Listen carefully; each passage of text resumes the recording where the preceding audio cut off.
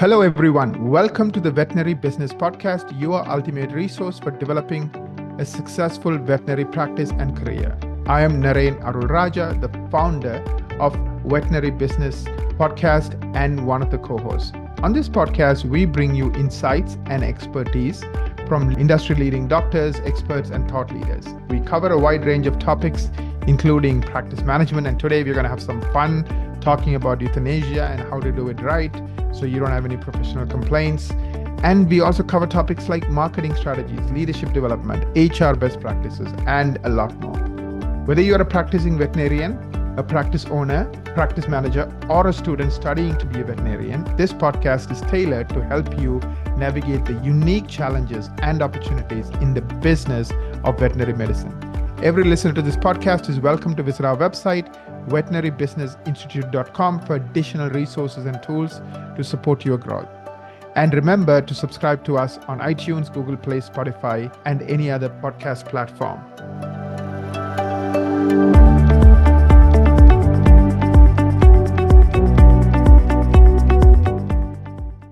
Today, I'm excited to talk to fellow French Canadian who now lives all over the world, Dr. Céline. She's a veterinarian and CEO of Euthabag.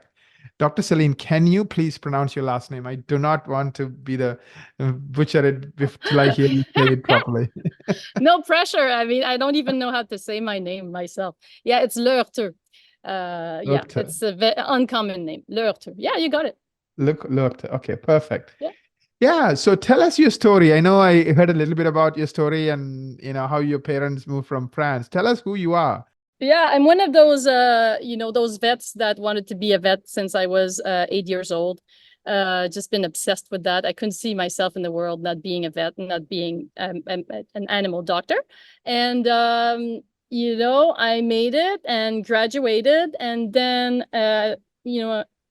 really quickly realized that I was going to have to handle a very difficult moment being euthanasia.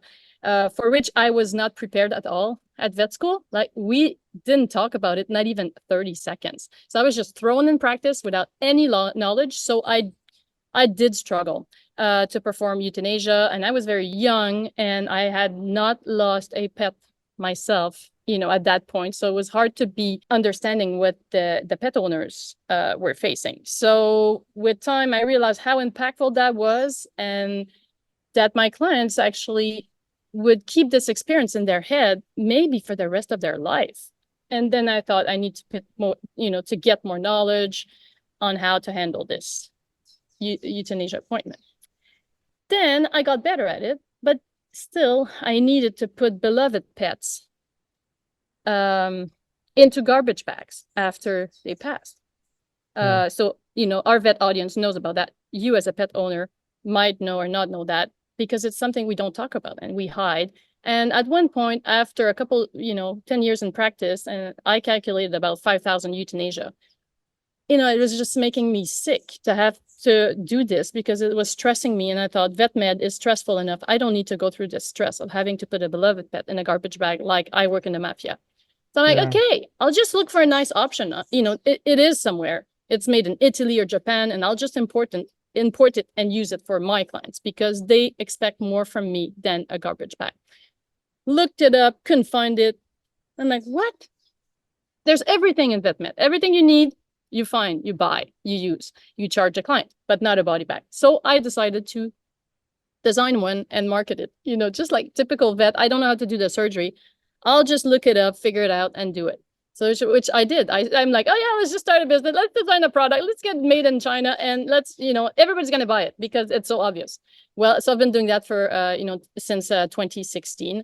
And we're now, our product that is called Euthabag, that I designed for the very special needs of veterinary professionals, is now used in 30 countries, and we sell 500,000 units a year. And we thrive because we feel we're doing an impact in the vet space, making the vet professional feel better, also the pet owners feel better, and we market it through education, free education around end of life, because I struggled so much, I suffered so much from the lack of education, that now it's my passion to just share what has worked for me, because it's really simple, but when you don't know it, you don't know it. Right. Yeah, I'm on your website, euthabag.com, euthabag.ca. You have some wonderful website and so many resources. So thank you for sharing that.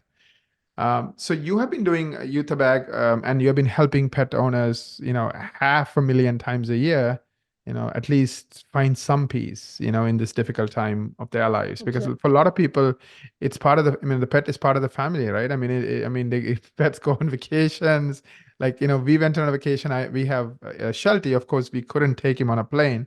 So we had to like spend, time researching where we can leave him. We have never left him in 10 years. Somebody always house sits him, or pet sit him, like, somebody we know or whatever. So this is the first time. It was a big process. I mean, like, we care about our pets, sometimes even more than we care about our own kids.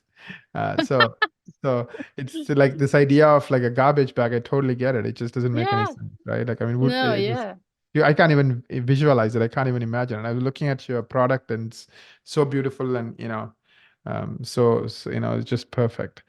And I assume you have different sizes, different designs, all kinds, Yeah. right? Yeah. Yeah, it comes in 5 sizes. So for, from the guinea pig to the Irish wolfhound, we cover all of the sizes. And the idea is to provide veterinary teams with something that, works for them, that is purpose built and designed for veterinarians, not something designed for a garbage that you use for a beloved pet. So it's just practical. It's got handles. It can be cremated, can be buried. You can identify the body to make sure you don't lose track of Fluffy. If they change their mind, you don't have to open a bunch of garbage bags in the freezer. So it's just, vet med is so challenging already. I just want to Yeah. make end of life easier for my colleagues. It's Did it- available through all the veterinary distributors in the US and Canada and France. Awesome. Is that how veterinarians get the product, or Yeah. do they Yeah. directly buy it from you? They buy it from the distributor. No, they can buy it from us, but we'd rather have them, make their life easier, get it with the Yeah. rest of their supply at the veterinary distributor. And if somebody wants to cremate their pet, is it biodegradable, or how does that work? It's crematable, so it's not Crematable. biodegradable for reasons we'll explain today. Okay. But yeah, it can be cremated, it can be buried as well. Perfect. Let me just jump right in. So the topic we're going to be covering today is euthanasia. Do you know everything you need to know to avoid professional complaints? And are you providing a great experience for your pet parents? The very first question I have, let me just jump right in. Do vets get professional complaints about euthanasia? Yeah, actually, it's surprising, but it's one of the most common ground for professional complaints because it's one of the most important. It's a very sensitive topic, and people look for something to blame, around that, because sometimes they didn't have the money or didn't understand the disease or anything. So we're the perfect target as the veterinary professionals. Plus, we do perform the euthanasia, but our challenge around end of life is communication. It's 99% of the challenge is communication, and 1% is medical. You use that product that you use for all of the different pets, but our challenge as veterinary professionals, we're typically introvert, hypersensitive people, and we don't have any education. So it becomes very challenging to help the pet owners navigate this critical moment. And then in our communication, sometimes we're lacking, some tools, which brings the pet owner to have the perception that we didn't do things right, or we were not empathetic, or we could have done it better. That's why they put a complaint. Yeah, tell me, like, I'm sure you've heard of tons of complaints because you help lots of practice owners. Give me like Yeah. 1 or 2 examples, like typical complaint that a pet owner makes. So typical, you take the pet in the back to put a catheter in, and another pet is barking or screaming for another reason, and they think it's their own pet because they're going through such an emotional turmoil that they don't recognize their pet's voice, and because these last couple of moments are so critical for them, they don't want to be separate from their pet as much as possible. They want to have these last minutes with their pet, and then we take that pet away, and then sometimes their perception is altered by emotions, and then they're like, oh, they hurt my pet right before he passed, or they interpret the fact that we're introverts and we're not able to keep an eye contact with the pet owner because it hurts us so much to see them in pain like that we don't look at them, and they their perception is that we're not empathetic. It's the opposite. We're so empathetic that we suffer and we don't have the strength to look at them in the eyes sometimes. And that was me anyways. And when I began, because I thought I needed to fix all of their problems, and then it was too much for me. So I wasn't looking at them, and they're like, oh, she's not empathetic. Well, it's the opposite. So they can see that like that. Or I had to give back some pets that people wanted to bring home into a garbage bag. I mean, having just a rear end in a garbage bag because that's all I had. And they're like, oh, they were disappointed by that, or it wasn't practical, or it leaked in their car. That's one example. Then I didn't have to deal with this, but I've seen in closed veterinary groups there is such a thing. You send a guinea pig home for home burial, and then they bury it without knowing how to do it.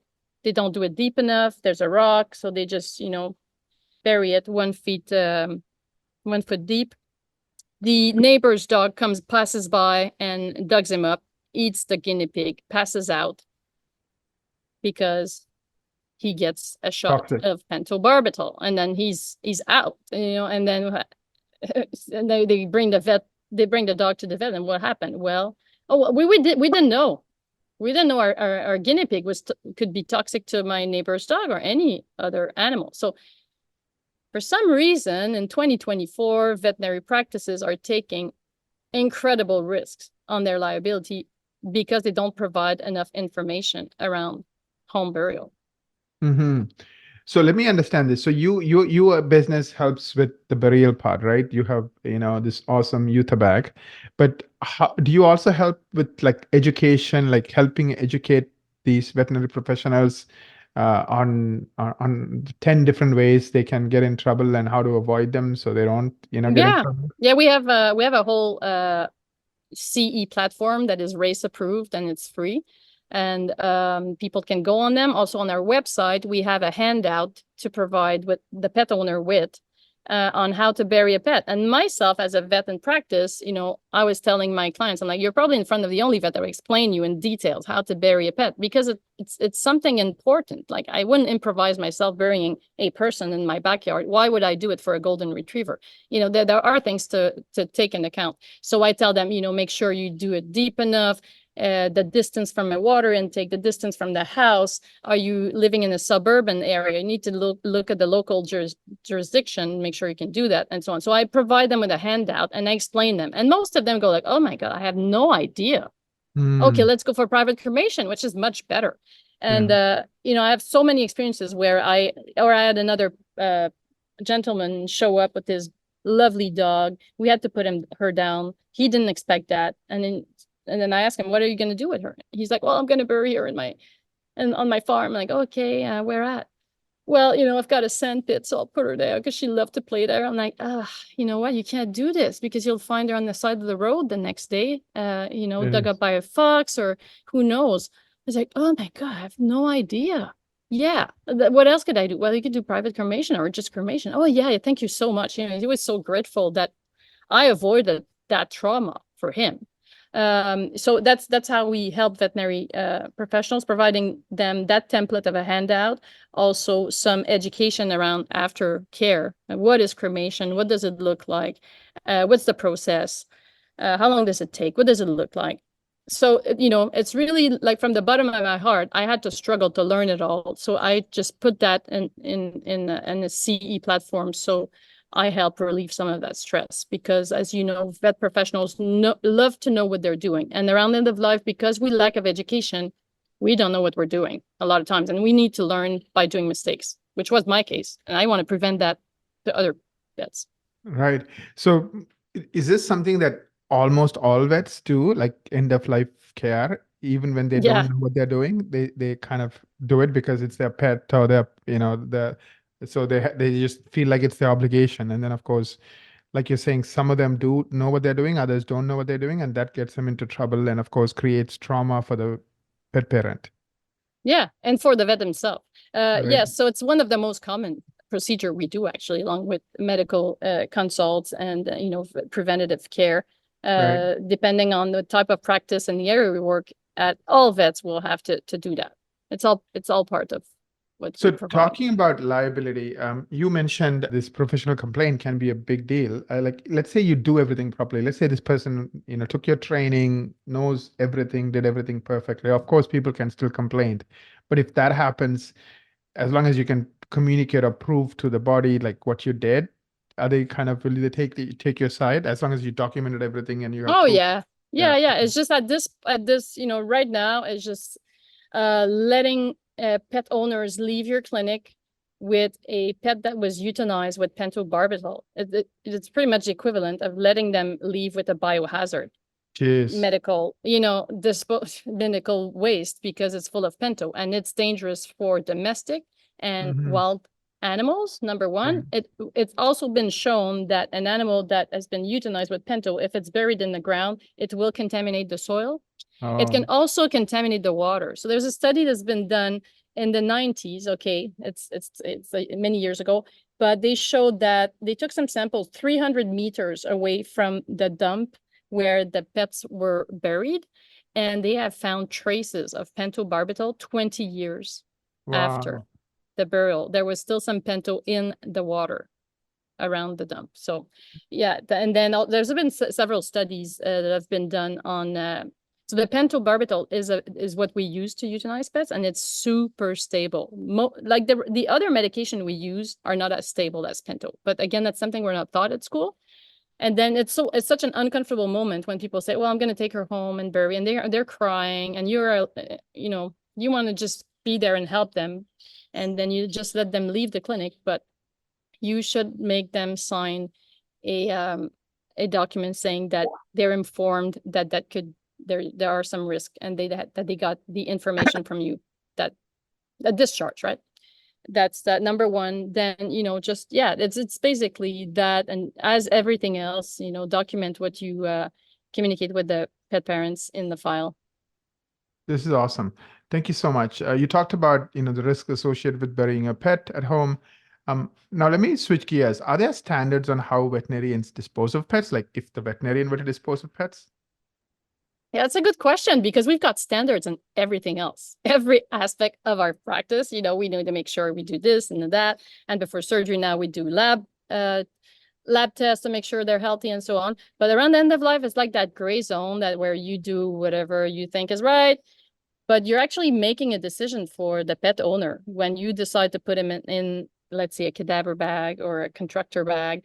But the AVMA, the American Veterinary Association, released a policy in 2020 around disposal, because I think they got quite a lot of complaints around the end of life, so they decided to give some guidelines to the vets. So what they came up with said deceased pets, whenever possible, should be maintained in a condition suitable for return to the owner. So is a contractor bag a condition suitable for return? I don't think so. So that's something that is insightful for veterinary practices. So because at the moment what we hear a lot is, well, pet parents don't see it.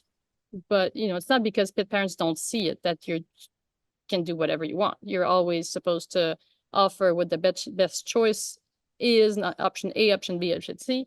But around when the animal are deceased, somehow vets make a decision without asking. So that's something that I think needs to be changed, because again, there's a study that was done on almost 2,000 pet owners in the US that showed that dignity is important for pet owners. And I mean, it's not a big surprise. We know Yeah. that 80% of our clients sleep with their pet and Yeah. consider them as a family member. So so it's just something we need to change, because we've been formatted as veterinary professionals to just think it's okay to put them in a plastic bag and just forget about it. But we need to evolve and adapt to the strength of the human animal bond nowadays. Right. Let me ask you this. How many pets pass away in a year, at least in US and Canada? Or is that very hard to find that stat? Yeah, well, it's not that hard. There are no official stats on that, but I would say it's about 10 million pets in the US that pass, because we know that it's about 1 million in Canada, and Canada is 10 times Oh, smaller than US. So yeah, about that. yeah. Wow. So how many pets are there around in the US and Canada? Maybe 100 million in US and 10 million in Canada? Yeah. Something like that. Okay. So it's about 10% that pass every 10%. year. Okay, Yeah, got it. kind of a Makes sense. Now, let's say that practice owner decides to use a crematorium. How do they choose the crematorium? Like, is that complex, or is that again a kind of can be a can of worms if you don't do it yeah. right? Exactly. So again, that's something that the AVMA addressed in their aftercare policy, small animal or companion animal policy. Well, at the moment, it's basically anything. It's based on, sometimes it's the price, sometimes it's because of the rep the crematorium has, sometimes it's just because it's the only option in the area. So it's just varies. So that's why there's been a lot of cases in the US where the pet owner was not satisfied with the service provided by the crematorium, and then they decided to sue the veterinarian. I think there's so many cases that the AVMA came up with this policy. So what this policy states at the moment is veterinarians must understand that they may be responsible and may be held accountable for the aftercare provided they recommend. Wow. Which I understand. I mean, I'm all for it because we're making a choice for these pet parents. So how come can we not be, accountable for that? Because we are accountable for, the antibiotic we would pick and the surgery technique we would pick and everything else. Since we don't tell them about it, if we're going to pick for them, then we need to explain why we need to show. If the vet is telling the patient, here are three options, here is Yeah, little bit information, exactly. and you pick, then that's fine, right? But Yeah. when you pick for them, then of course, Yeah. if something goes wrong, then you have And often, I challenge the vets I work with, and I'm like, have you ever been to this crematorium you work with? Most of them have never been. So how can you sell something, make a markup on it? You've never been. You don't know how it happened. They don't know what is the cremation process. So, Right. and then that was interesting because many years ago, I went to a referral practice in New York City. And at the front desk, they had multiple brochures of crematoriums. And I thought it was really strange. I'm like, why do you have this here? They're like, we let the client pick the crematorium. I'm like, why would you do that? I mean, they have to do so many choices. They're stressed and everything. But then now that I know what I know, I understand. They didn't want to take that responsibility. Right. So yeah, it's important to understand that they're real partners, and there are multiple ways to manage cremation. There's different styles in the way they handle bodies. It could be more industrial process. It can be more a funeral process, and you don't know what your clients want. So right. Inform them. And there's another aspect of the aftercare policy. They say that we should let the pet owners let them know what the options are ahead. Sometimes you can't, it's an emergency euthanasia, but most of the time we have a bit of time, and we should allow our clients to do prior planning. If I take your case with your dog, you don't want to be deciding the last minute.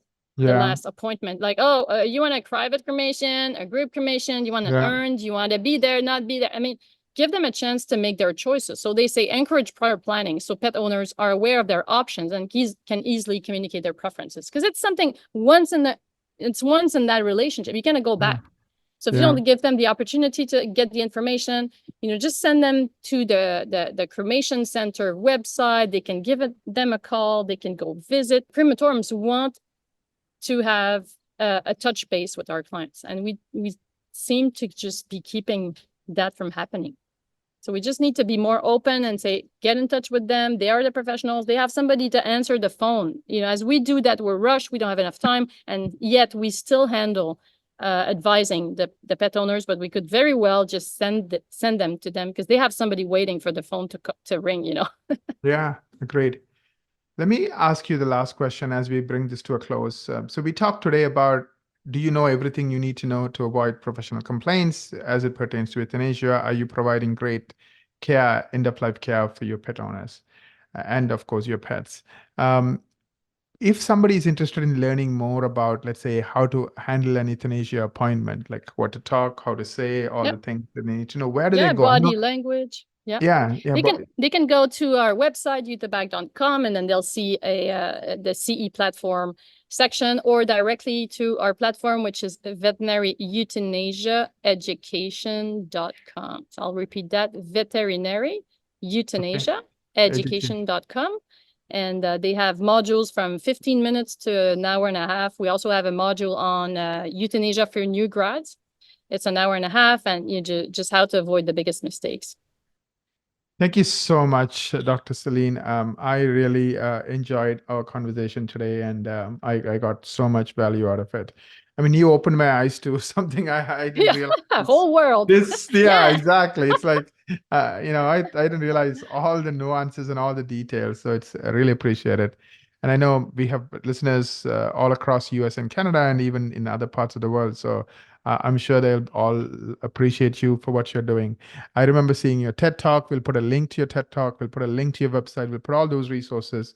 So if anyone is interested, they can learn more.